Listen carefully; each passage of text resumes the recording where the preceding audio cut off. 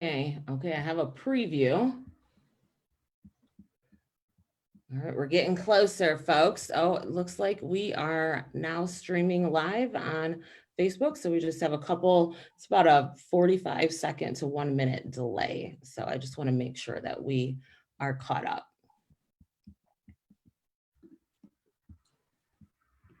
Okay, it looks like we are set to go.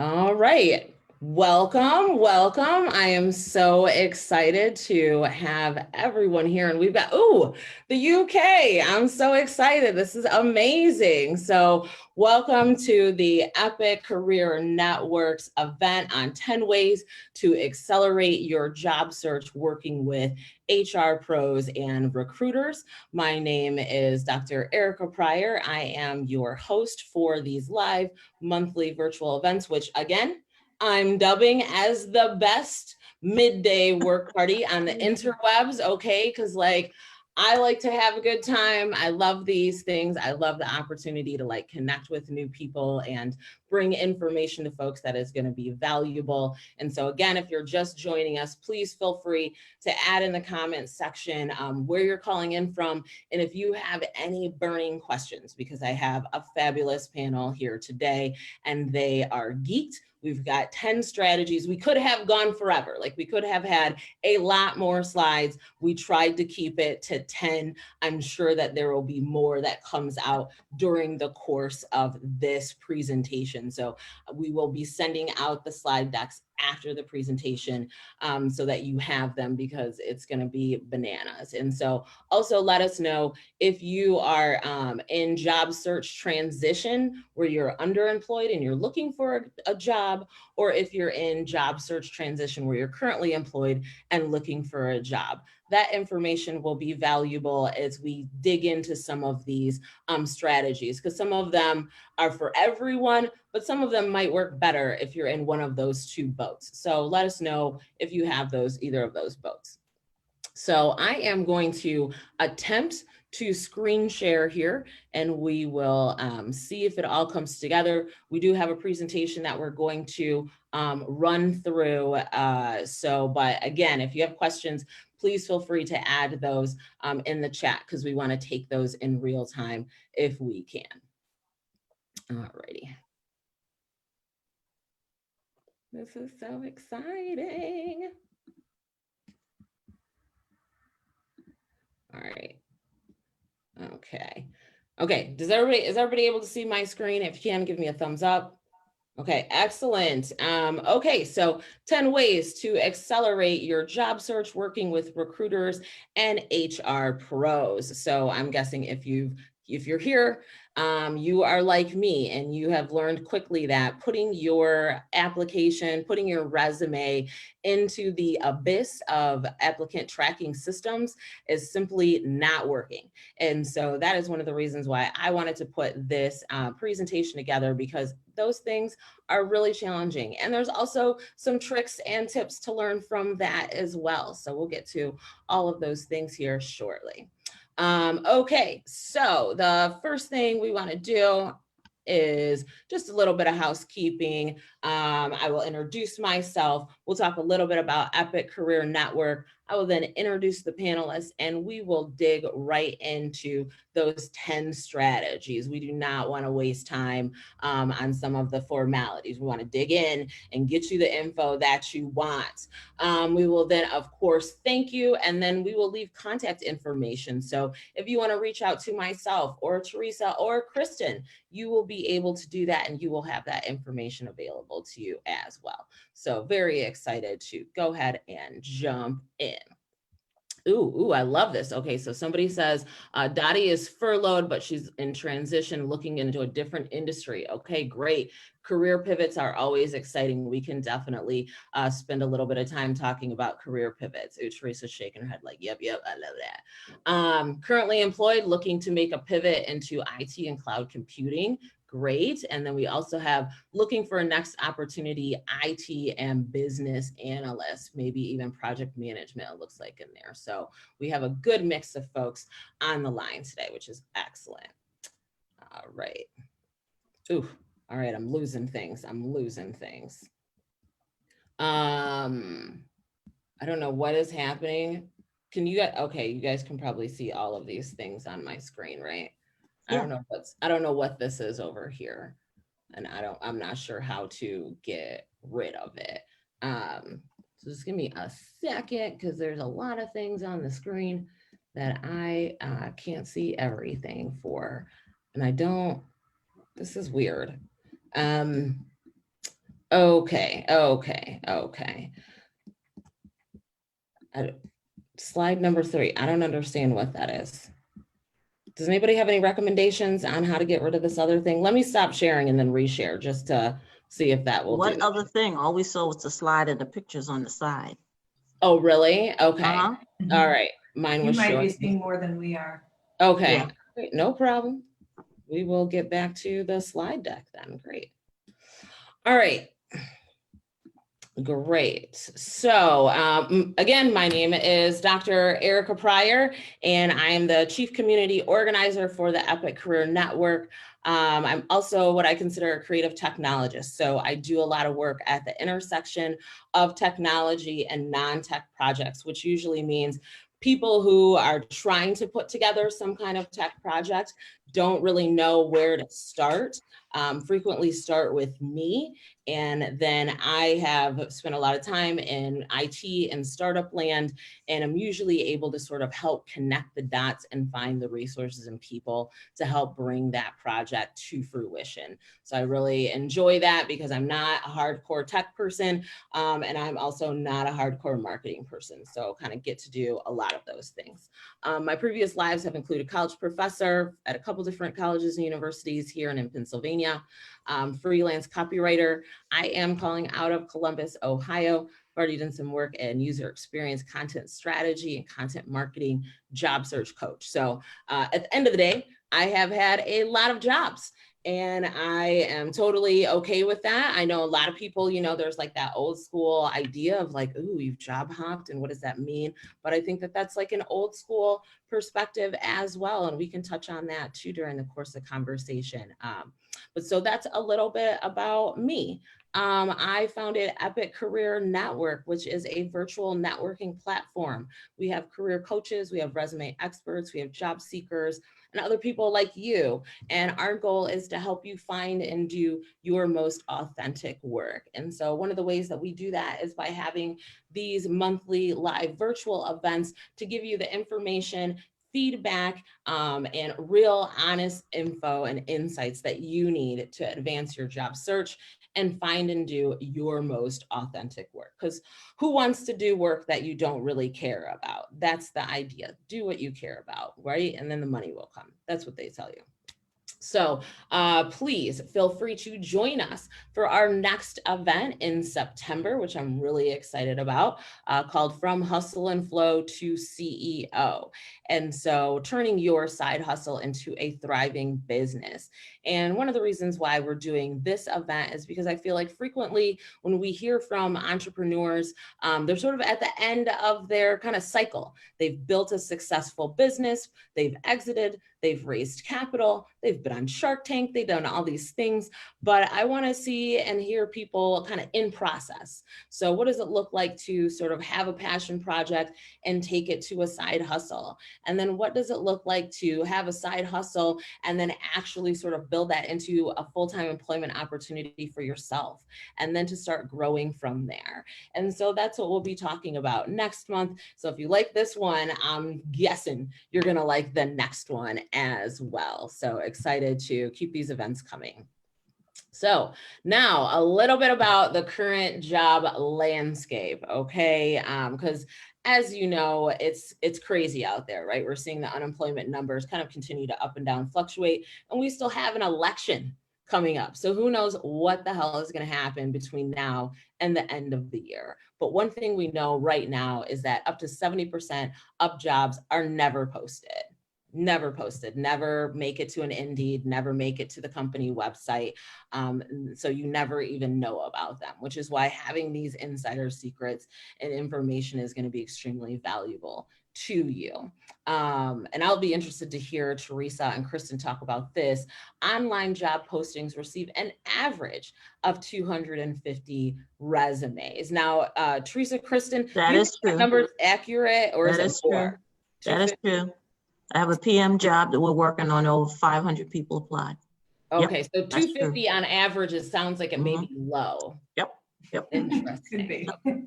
Yeah, So 250. just think, when you apply, you're one of 500. Yep.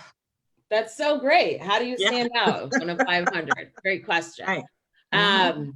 98% of Fortune 500 companies use some sort of applicant tracking system. So that means you are coming up against a lot of systems and algorithms that are meant to find you or not find you. So we'll be talking a little bit about that. 40% of hires come from the employee referral pool. So that is why we see that 70% of those positions don't get posted, because once they hit their employee referral pool, they are then typically filled in many instances by people in that pool. And then more than 60% of job seekers recommended by a current employee are successfully hired. If anything, I feel like this last stat should give you a little bit of hope in sort of thinking about what are going to be those effective strategies.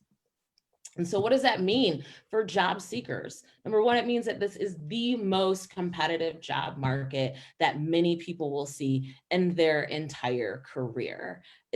I mean, as you all know, if you're here and you're looking for a position, you know that the competition is tough and you know that the challenge is out there. People are accepting positions that are sort of below their experience level. People are also accepting positions that may be below their salary expectations. If you're a job seeker, you may be competing with people who have 5 or 7 years of experience, just because it is a competitive market. This also means that networking and recommendations are more important now than ever. Nobody wants to get trapped in the applicant tracking system. And then what we have is that action steps and real feedback from knowledgeable experts can make the difference between a 6-month job search and a 16-month job search. And I mean, in many instances, people are searching for 16 months or longer. So we want to cut down that time so that you're not spending 16 months of, like going on the hamster wheel, but you're able to cut some of that time down because you've got real insights that really work. So now let's meet our fabulous panelists. First, we have Kristen Harris. Hey, yeah, give it up, yeah, I like it. Because it is a party in the midday. So, and Kristen, I love Kristen because literally every time I call this woman and I'm like, I've got a harebrained idea about hosting an event. I've got an idea. I just want to talk to you about it. Like, she's always like, when you say co-creator, like you really mean that, because you're like, I'll entertain some ideas. Like, let's talk about it and see what happens. Kristen is the COO at Portfolio Creative. She's a certified staffing professional and also a woman-owned business, which we always appreciate here. And she does a lot of work in and around creative recruiting, staffing, and talent representation. Kristen, welcome. Thank you for joining us. Thank you. Tell us, okay, really quick question before we go any further. Is a taco a sandwich? Or is a taco not a sandwich? Not a sandwich. Not a sandwich? No. All right. A taco is a taco. Okay. All right. Good. I feel like there might be some controversy here on this question. All right. Let's see. Next up is Teresa Saybold, who is a senior talent scout at IBM. Does it go by IBM or IBMX? Is that like? No, IBM iX was a separate division. Okay. It still exists, but I recruit for all of IBM now. All of IBM. Okay. All of IBM. Another great person to know. 15 years strong in various HR and talent acquisition roles. And what's interesting is that you utilize a sprint-based recruiting strategy across all the IBM units and technologies. Okay, so Teresa, here's your question. Okay. Is a hot dog a sandwich or not? No, it's a hot dog. Oh, you guys are like so very strict in your definitions. Like, I thought as if like there was something in the middle and it was covered with like 2 pieces of bread or substance on the outside. That's not I call a hot dog a sandwich, actually. Ooh, okay, see. Seattle. To add to your controversy. All right, I like the controversy. We're provocative here. We're asking the really like deep questions. So we've got 10 strategies for you. We've broken them out into a couple different categories. We're going to talk for until about 10-2, and then we will be opening up the floor to questions. So the first thing we want to talk about, of course, is the resume. Okay. And so our first strategy here is to think about ways to customize your resume from a perspective of what's in it for them. And so, Kristen, this was one of yours. And so I wanted to talk through the bullet points a little bit in terms of informational document and professional summary, because I feel like those are two that can really trip people up. Sure, yes. So I always like to emphasize that it is an informational document, and I think about a lot like a newspaper. So, you have a headline, you have your most important information above the fold, which is first half, just really thinking about it is communicating very specific information. There's, a generally expected format. And we work with a lot of creative people, so we are all in favor of like some design flair and a few graphics or whatever, but at the end of the day, it has to communicate information that the recruiter is looking for. And literally, I don't know what you think it is, Teresa, but I think I've heard like 7 to 10 seconds that someone looks at a resume to decide if they're going to keep reading. Right. They don't read it in 10 seconds, but they look Sometimes at it, I don't they decide if they want to keep Right. on going. And sometimes I don't take that long. And if I can't find your name, I'm not even gonna look that part. So the summary, yeah, really is like, am I gonna keep reading? Here's my quick blip about me, and everything else on it is gonna pay that off. And then just proofreading, like there's no quicker way into the trash can than to have typos. Now, what is the difference between a professional summary and an objective? Okay, so that I threw that one in. A lot of times you see resumes, and resumes will have an objective on it. An objective is what the candidate wants. Okay, I would like to use my skills to to further my career in marketing or something like that. And usually that objective statement is fluff. Okay. And usually the objective statement has nothing to do with the job you're applying for. Because a lot of people will create a resume and they'll put their objective statement and they'll mean to go for a marketing job, but then they apply for something else. So then the recruiter looks at the job for like a business analyst and you're telling them, I want to be a marketing person, okay? So most people use a generic objective and it just doesn't work. What you really need to do is do an objective statement and a professional summary rather, and the professional summary will tell the recruiter something about you. So I wrote one down. Dynamic professional with a successful track record in a variety of cloud security and analytics initiatives. Just something like that, a general idea of what you have to offer. Okay. That's amazing, because I see, and I think I do this recommendation as well in terms of having a professional summary or candidate profile or whatever you want to call it, but like a sentence or two, as you said, that says a little bit about who you are and what you have to offer. Because as you said, an objective is, I mean, that's your own objective, and that does not tell the company what's in it for them if they consider you for this job further or what you bring to the table. So I really want to like emphasize that summary statement is so important, because as Kristen said, and as Teresa said, like 7-10 seconds max. And just to know if we're going to go any further, and if we've got to dig around to try and get a sense of like who you are and what you can bring to the table, that digging is not going to happen. So great. Erica, are you recording this? Am I recording this? Yeah. Ooh, am I recording this? It says stop video. So yeah, I believe I'm recording. Okay. Okay, because somebody Now else I'm said in the scared chat. to hit stop. Okay. Okay. All right. So next, in regards to our resume, and this is a really important one as well, is multiple versions. Multiple versions. Right. I'm saying it multiple times so you Yeah. can get the idea that Right. you need multiple Right. versions. Now, Teresa, you have a lot to say on this. I have a lot to say about this. Please. Most people will put together one resume and they will submit that resume for every job they apply for. Okay, every job they're interested in. And when you start a job search, you want XYZ kind of job, but it doesn't always work out that way. So you go broader and you look for different types of roles. So you have to tailor the resume to the job description. So if you go out and you go look on Indeed and you find a job for an events marketing person, let's say, but then there are certain key phrases in that job description that company is looking for. So if you have that experience, you should have those phrases or those keywords in your resume, okay?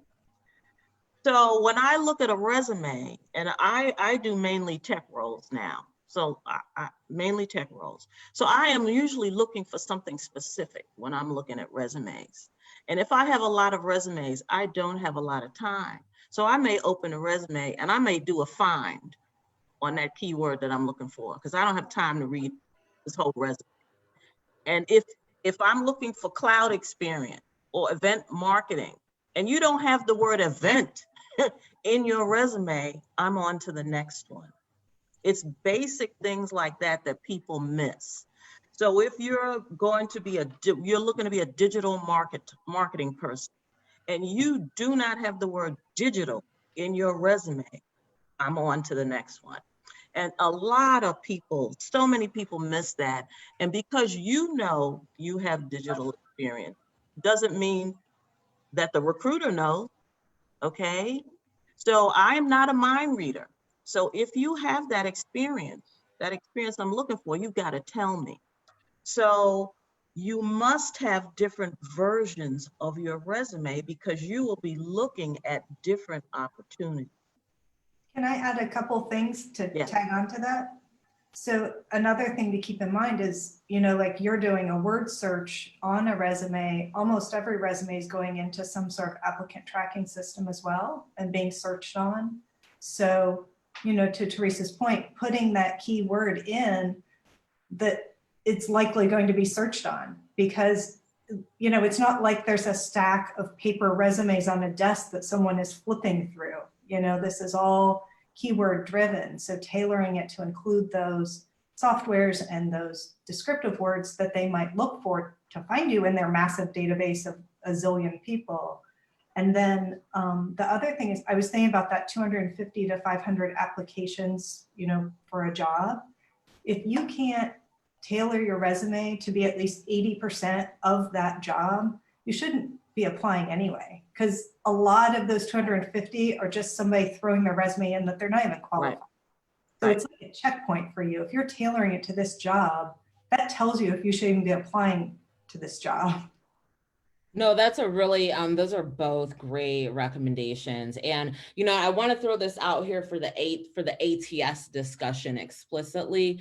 And when we talk about multiple versions, because, Kristen, like creative people have very creative resumes sometimes with lots of formatting, and there may be images in there, and there may be lots of columns, and things are bolded and highlighted. And so help us understand when we think about those versions and those systems, like what's the impact of having a resume that's perhaps highly stylized and designed versus one that may be just plain text?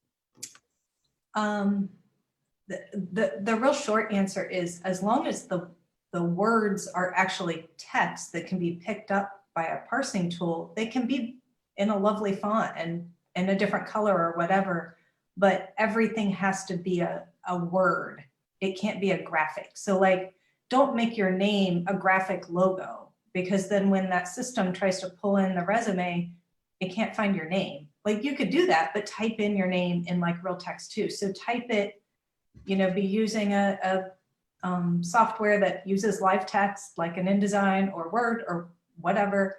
And maybe you convert to a PDF, but still keep all that text as actual text, not graphics. And then it will, you know, import fine.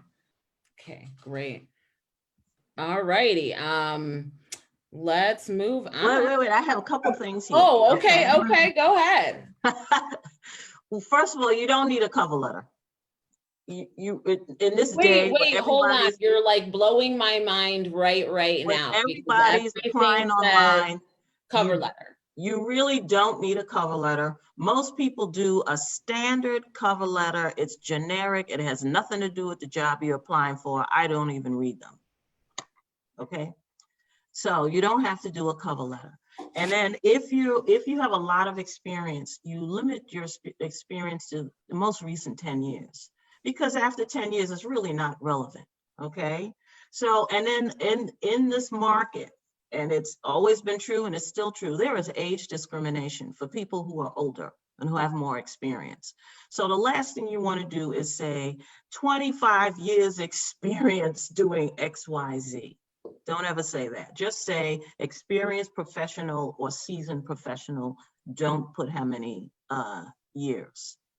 Okay, because the last thing you want to do is look old, right? For those of you who have a lot of experience. And you could be the most relevant person. I think I'm relevant, I'm older, but you know, you just don't put all those years, because that makes that person, especially the younger recruiter, think you're just so old-timey and you cannot change. So you limit your resume to 10 years. If you have more than that job history that you want to show, you can put on the resume additional experience and just put those companies and titles in as a one-liner. Okay, before we go any further, and we're going to speed it up, but resumes are always like a hot topic.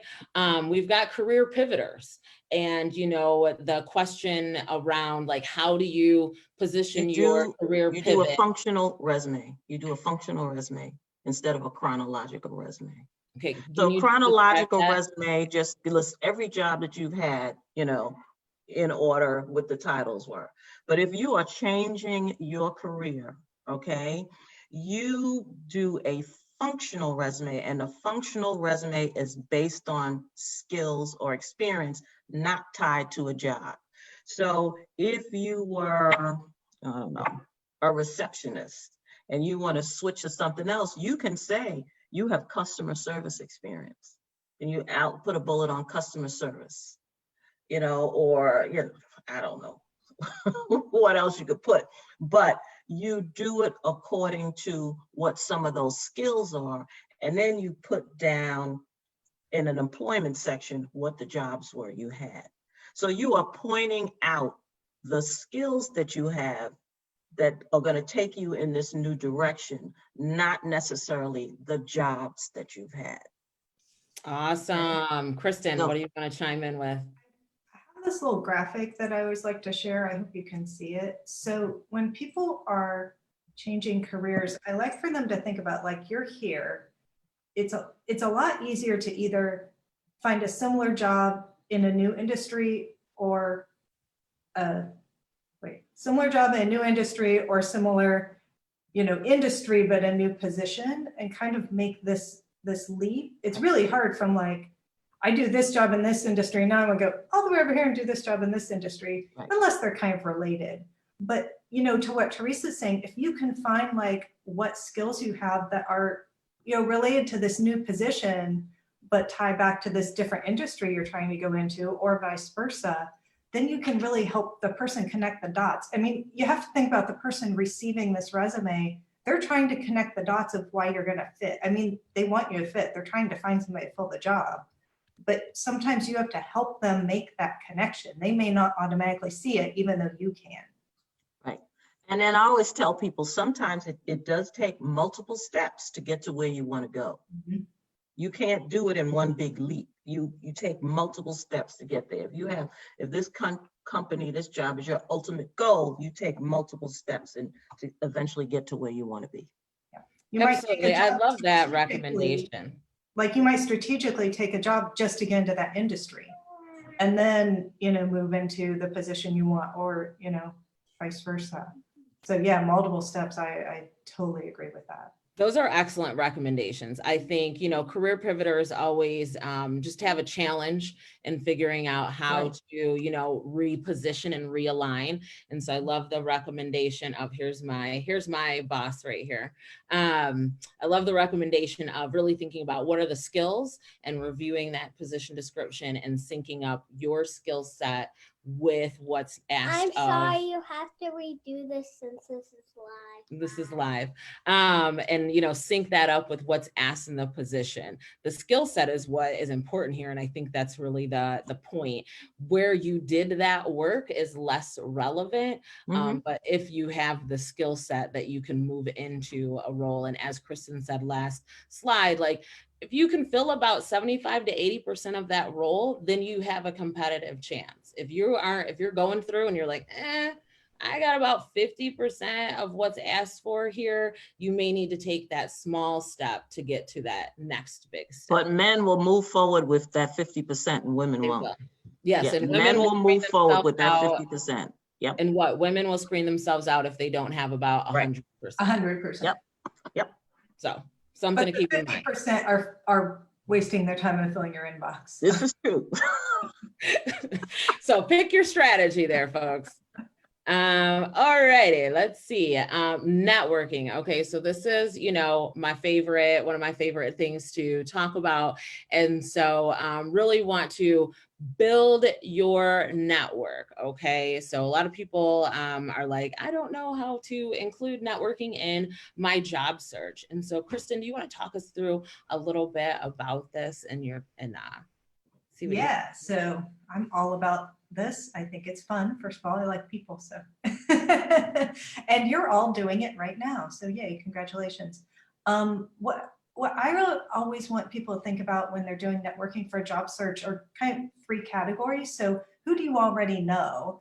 And I mean in any way. So yes, professionally, who have you worked with before? Who have you interacted with? Maybe we're vendors or other partnerships that you may have had in previous jobs. Who do you know from school, or alumni, that kind of thing. And then also personally, like, are you in organizations? Are there people you know through your family? Like, it doesn't matter how you know people, it's like, who do you already know? I mean, literally, like, make a giant list, who you already know. And then you have to figure out who you need to know, because you may look at that list and be like, yeah, these are all great people, but they're not in that, new industry I'm trying to get into, or they're not in this position that I'm interested in.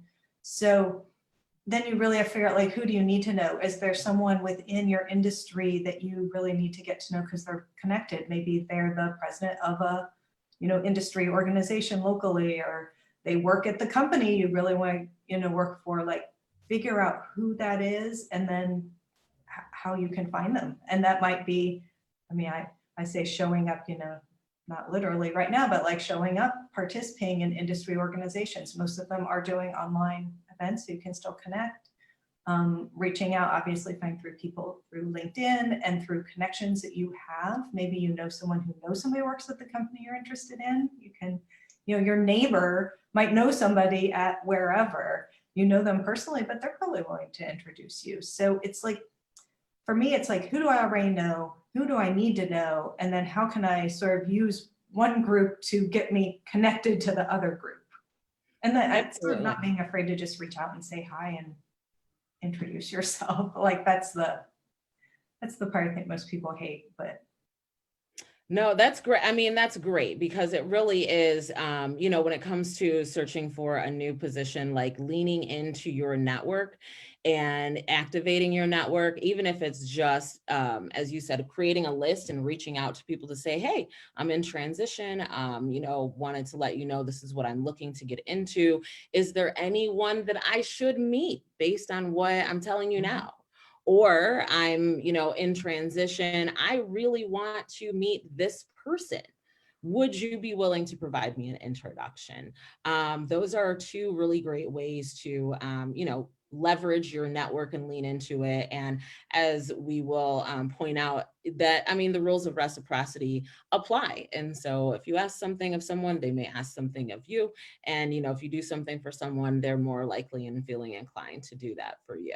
And then look, Dottie here says in the comments, she said that, is it Elevate Networking is an international women's organization, and it supports women and it has learning and networking opportunities. So I haven't heard of this. It's a paid association, and they also have some events that are open to non-members. So that sounds like a really exciting networking organization. If other folks want to throw networking organizations into the comment section, please do, because I feel like this is one where people like have an idea, but sometimes having those structured opportunities definitely make it easier, where people are, you know, that's what they're there to do. Erica, can I just add one thing? Absolutely. The women in this organization, like it's worldwide, and with COVID and everything being virtual, like I can attend a Dubai chapter, right, for a panel discussion or whatever. So you can kind of cross all states and everything. You don't have to be in your local chapter to do it right now because of COVID.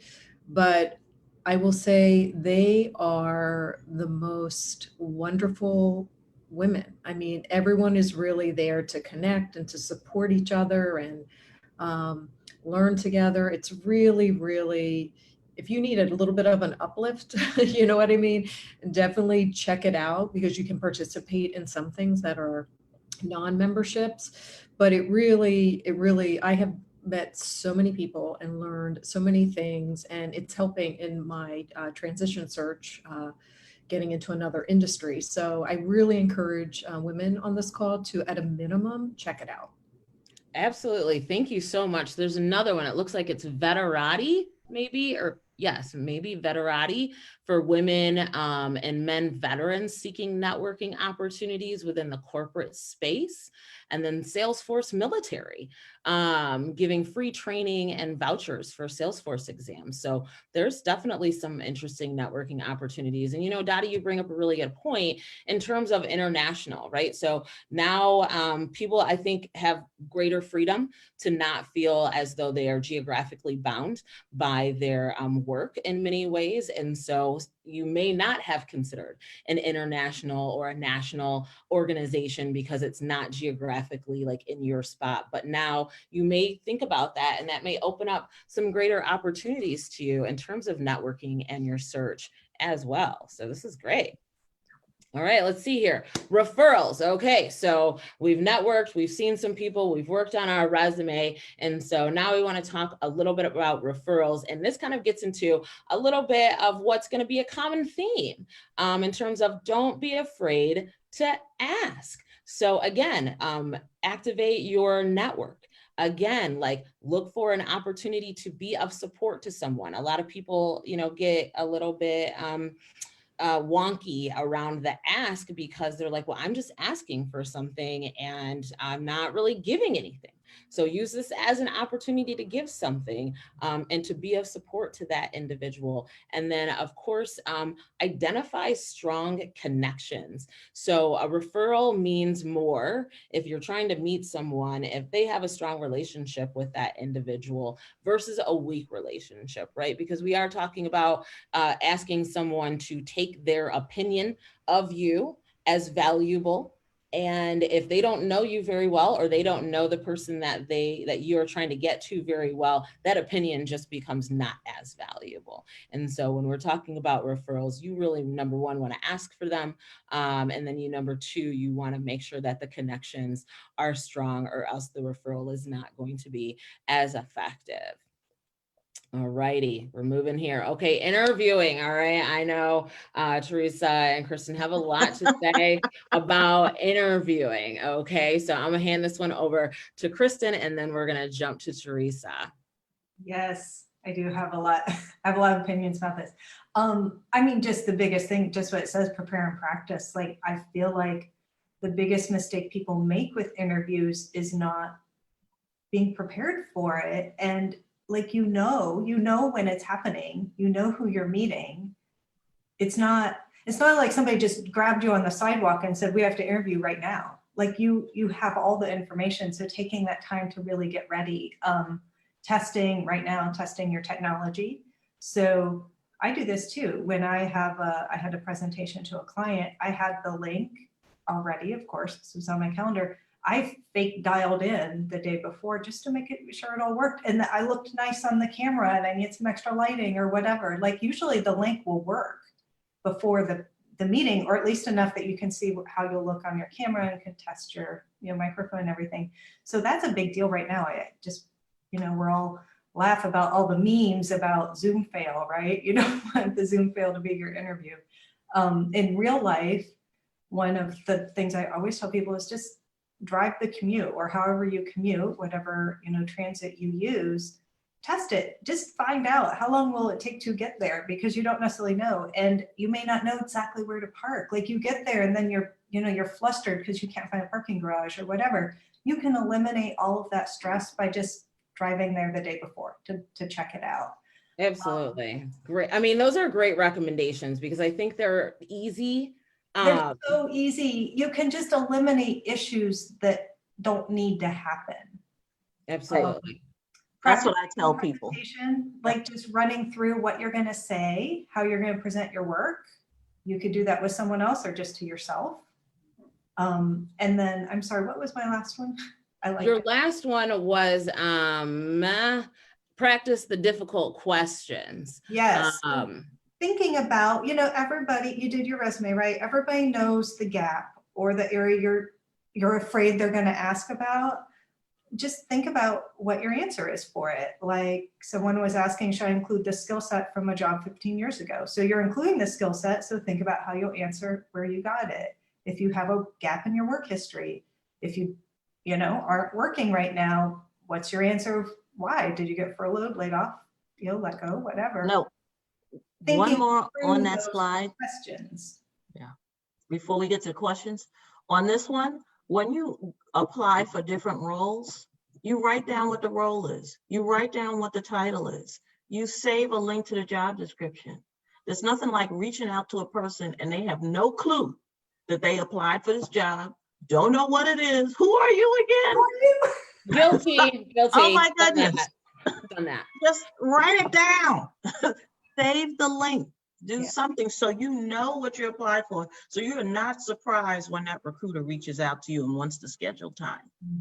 That's a good point, because they may actually call you on the phone when you're like in the middle of, going to the grocery store, and you're flustered because you're like, oh, I wasn't expecting this and I'm not ready. And then you sound really silly when you're like, okay, what was the job again? Oh, okay, let's chat. Oh, can you send me that description one more time? Right. Yeah. And if you're a pivoter, again, you might be applying for a range of different roles in a range of different industries. And so it isn't one where you want to get caught with your pants down being like, oh, I have no idea what we're talking about. So good, very good recommendation. And related to that, researching the person you're interviewing with. I mean, just look them on LinkedIn. Look them up on LinkedIn. Find out a little bit about Teresa before you're going in to meet her, right? Right. Look them up on LinkedIn. Remember, you're trying to get the job, so you're putting your best foot forward. So if you are stumbling and, during the interview process, you're probably not going to be hired. If you are difficult to work with during the interview process, you're probably not going to be hired. And you'd be surprised at how many people are difficult to work with during the interview process. Good to know. Okay, more on interviewing in terms of asking questions. Always ask questions. Always ask questions. And if you are in the interview and you've asked you know what the role is, you have a thorough understanding of the role, and the recruiter or the person who's interviewing you asks, do you have any questions? You can't just say, no, I don't have any questions. There's always a question you can ask. So you ask, what's the most challenging aspect of your job? What's the biggest challenge facing your company in the next few years? Okay. My example is I was recruiting when I was at the agency, and I was working with the CEO, and we're looking for a director of something. And she came out after the interview and the CEO says, the person did not ask me one question. Here they are talking to the CEO of the company and they did not have any questions for me. Okay, so How is needless that to say, possible? How do you have a yeah, how is that CEO's like captive attention and you don't ask like anything? Like, right, how right. did you get here? Like, what is it like being CEO? Like something. Right. So a lot of people think, you know, I don't have any questions about the job. I understand what the job is, so I'm not going to ask anything, but you really always need to ask a question. So you have some generic questions prepared. What do you like most about your company? What do you like least? If you could change anything about your company, what would it be? You know, just to show them that you're thinking and that you're curious, because that's who the recruiters want to hire. Okay. And that's a really good point. I mean, the value of asking the questions is not really in the question. It's in the ability to demonstrate that you are curious, that you're willing to kind of go take it to that next step or go that next level, and that you are interested in learning, right? So I think that's where people get the stumbling block of like, well, I don't have a very good question. Well, it's not really about the question itself. It's about demonstrating and putting forth your best foot around being curious, interested in learning, interested in people. Like you, like as Teresa said, you may know and feel like you know enough about the job, but the job exists within a company, which exists within a culture, which exists within an industry. So any of those like bubbles or onion rings become places where you can ask questions as well if you feel like you've depleted the information around the actual position. Kristen, And did you want to Erica, jump in? I use that process too, to interview them, right? Absolutely. I mean, I know they're interviewing me, but it's an opportunity to interview them and, you know, dive into some more details as well. Absolutely. Because again, you know, it's going to be a back and forth street. So if people give you the opportunity to ask questions, definitely take them up on that. All right. So now, and I think this might round out our slides. So I feel like this might be doing good. Follow up. Okay. So the first thing we have is be patient and be proactive. So say thank you. I think that is probably, it's number one, because it is number one. At the end of the day, somebody has taken their time to review your resume, hopefully in some detail, to schedule time with you, to discuss with you the position. And so I think saying thank you is really one of the most important things that you can do. Kristen, I'm going to hand it over to you because I know you had some of these were your recommendations. Yeah, I mean, really, they're pretty straightforward, but, you know, proactively saying thank you. And of course, you're going to say thank you at the end of the interview, whether it's on video, in person, or whatever, but sending a thank you note, you know, asterisk. I love a handwritten thank you note, but right now, I don't think it's great because like I'm not in my office. So if you sent me one, it'll be like 2 weeks before I'm back there and I check the mail. So right now, an email is probably best, but a real written note is kind of a nice thing to get. But either way, send something and reiterate your interest. Pull out something about what you liked about, what you like about the company or the job or whatever, you know, just highlight something. I'm really interested. I loved when you talked about blah, whatever.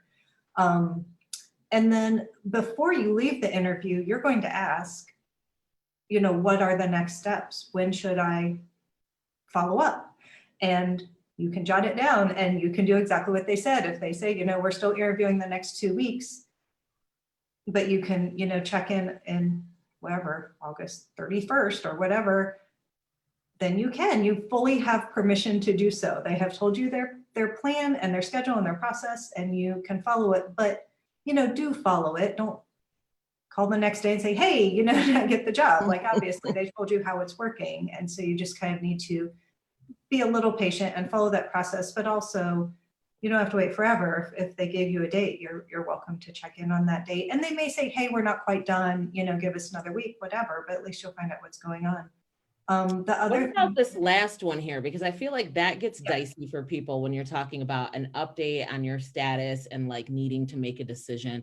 That one I feel Exactly. like people don't So care. we've had this situation, you know, we hire for our internal staff and for clients, and we've many times had a situation where we've met with someone, said, hey, you know, we're still reviewing, we have a couple more candidates, but let us know. Like if you're interested and you have any changes, we want to know because maybe they're our top candidate and we were going to call them tomorrow and offer them the job, and they took something else because we didn't know they even had something else on the table. Like if you are in a position where you have to make a decision like, hey, I got this offer, but honestly, I'm really interested in the job I talked to you about, call or email and tell me that. And I'll be upfront too. I mean, I'll tell you if like, hey, you know what, we're not sure, you know, or it's going to be a while. Maybe you should take the job that's on the table. Like, you know, people will generally be pretty upfront with you, but clients get, or, you know, employers get sad when they missed out on somebody just because they didn't even know that they were talking to someone else. And frequently, like if people are, and my experience has been, if people are kind of on the fence about what they're going to do next or who the strongest candidate is, just getting that information that you need to make a decision or that your status is kind of in flux really kind of pushes people over the edge in some ways, because they start thinking, oh, okay, well, we need to move because candidates are, you know, moving around. And so it's also really good from that perspective if you're facing that decision-making process as well. It could force them to decide and be like, oh my gosh, now that we think we might miss her, she's the one, we want her. Absolutely. Teresa, did you want to jump in there? Or you want No, me to I go agree. next Same one? thing. I expect Okay. people to be upfront and tell me. And if you have a deadline, then, you know, and you look like you're someone we want to hire, sometimes I'll say, well, do you have more time? I'll ask them, you know, because we're not quite there. We want to get this offer together. Do you have more time? So yeah, just be upfront. Absolutely. And so, and again, because we're making a theme, if you aren't getting it yet, around the asking of the questions, like that is a part of our theme. And we have, again, like focused on asking the questions at the follow-up stage as well. So you may be like nearing the end of your interview where you've perhaps depleted all of your questions about the job, about the company, and what have you. And so when you're at that end point, either in the interview or perhaps even afterwards, Teresa has put together some follow-up questions that you can ask. And so Teresa, I'd love for you to point out, like from your opinion, what are kind of like the top 3 in this list? Well, usually people ask next steps. Well, when will I hear back from you? So, you know, that's part of what I tell them. But I don't get enough from candidates. How did I do? And it's okay. It's perfectly fine to ask how you did. How do I stack up? Because I'm very direct. So I will tell them, you know, I will tell them in the interview if they are a good fit or not. I will tell them in the interview if I'm going to advance them forward or not. And sometimes candidates will ask me, well, how do I stack up? And I will tell them, well, you know, you were really good in this. The hiring manager really wants to see this skill, but you don't have it. You know, so I will tell people. So don't be afraid to ask how you did, how you stack up. You know, how did they perceive you? Yeah, that's perfectly fine. That accelerates your job search as well, because I would rather know after we had a conversation that I don't have the qualifications that are most prioritized for this position, rather than sitting around for 2 or 3 weeks waiting to get like a form email that says, thanks for applying, we've gone a different direction. So when we think about like accelerating your job search, it's also getting through the no's as quickly as you can so that you can get to the yes, right? And who wants to spend weeks sitting around when you could have asked early on and gotten the answer, which was, no, sorry, thank you. Or you're a great candidate, will definitely be coming back to you, right? Absolutely. What about, can I connect with you on LinkedIn? Does that feel taboo to ask the hiring manager or your interviewer that? No, I think that's perfectly fine. I think that's perfectly fine. That's how you network. Keep in touch with people. Sometimes people will say, oh, okay, will you save my resume for another job? That I cannot do, okay? Privacy laws prevent me from doing that, but that doesn't mean I don't remember people, okay? So, you know, you connect on LinkedIn, and sometimes I will connect with a former candidate, on LinkedIn, and they'll come back and say, oh, I saw this job on the IBM Careers website. You know, can you tell me a little bit about that job? And I can look up that job and I'll say, oh, well, that one's already filled. Don't waste your time applying, you know, or something like that. So, you know, recruiters try to be helpful. At least I do. I think so too. Excellent. Part of my mission is to help people. I cannot hire everybody in the world, but if I touch you and I can help you along the way somehow, I will. Right, you're working with a person whose job is to help get people into a job. Right. That's the Their best company thing about the job. So Right. like they have a vested interest in somebody getting this Right. job. Right. It's the best part of the job. It's helping people out. Irina, All right. What? Irina had a question Okay, good. that I want to make sure we touched on about, I don't know if it'd be easier just to ask it, but about like that recruiters seem stuck to a salary, but not the. Yeah, I was just gonna bring that up because I think What that does that that is mean? really interesting, like the salary versus the position. and- Correct. And I had it today. I had a recruiter from the consulting company from Ecom Resource. He said, well, this salary is lower to what you should expect. And I said, it is not about a salary. I'm looking for an opportunity and I'm looking for right fit. If it's a company to where you have a stability and you have your knowledge and experience you can bring as a candidate, why would I concentrate on a number versus the job? That's really, I've lost a lot of opportunities in the past, Erica, years ago, to where a recruiter turned it down because of the salary they cannot pay. All right, Teresa, Kristen, what is your perspective on that approach to asking about the salary and potentially sort of putting candidates out of the pool because their salary requirements don't necessarily meet the salary requirements? Well, if I have a job and I know I can only pay $100 grand for that job and you're looking for 300,000, it's not a match. And I will give the candidate what the salary range is, and you can either live with it or you can't, because I am bound by that range. Okay, I'm bound by that range. So, and it's up to you. If you can accept that range, that's wonderful. A lot of people cannot do that. Okay, so I will tell them what the range of the salary is, and if they can live with it, we move forward. And if they're a little bit out of the range, we probably could make something work. But if they're way out of the range, you know, I can't go 50 grand above what the salary range is, you know, for this candidate. So you try to just level set so you're not wasting anybody's time, okay? And I'm sorry, but I have to jump because I have to start a meeting at 2 o'clock. All right? Okay. Yeah, Awesome. Thank you for joining us. We will Uh-huh. send out the PowerPoint, which will have Teresa's LinkedIn if you'd like to connect with her there. Okay, Thank you, thanks Beth. everybody. Awesome. And we are at 2 o'clock. So I want to ask Kristen if you have any final thoughts that you would like to share or a final question that you may have seen in the chat that you'd like to address.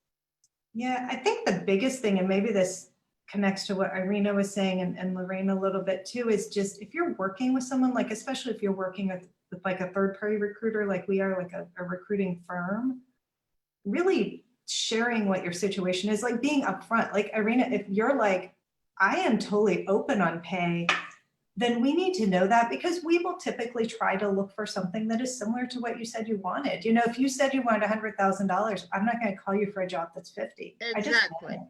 So, but if you said, hey, I'm open to, you know, 50 and up or whatever, then we would. So I think that as much as you can share about what's important to you, and a lot of people, money is important. So that's why I think recruiters kind of tend to do that, because, you know, people are And I like, would no, say I'm that not sort taking of less than feels my making like- or whatever. I think that's sort of one of the big differences. You know, when you work with a recruiter, when you work with a staffing agency, is that you have that kind of space to be a little more transparent about what your needs are. And so Right, you can't do was- that with the employer, right? Right, Like, you- right. It Yeah, doesn't you work can't. that way. But if you're working with a third party, you can be more upfront with them, and, you know, they can advocate for you, but you can tell them stuff that you wouldn't tell the employer, I guess.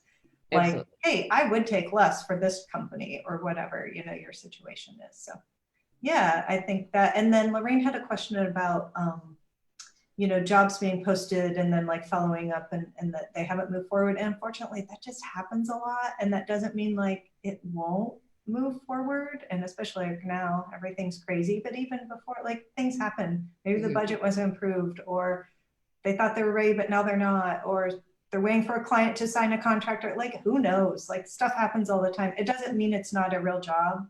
It just means maybe something changed and it might come back and it might not. I wouldn't hold on to it. I would just move on. And if it comes back, awesome.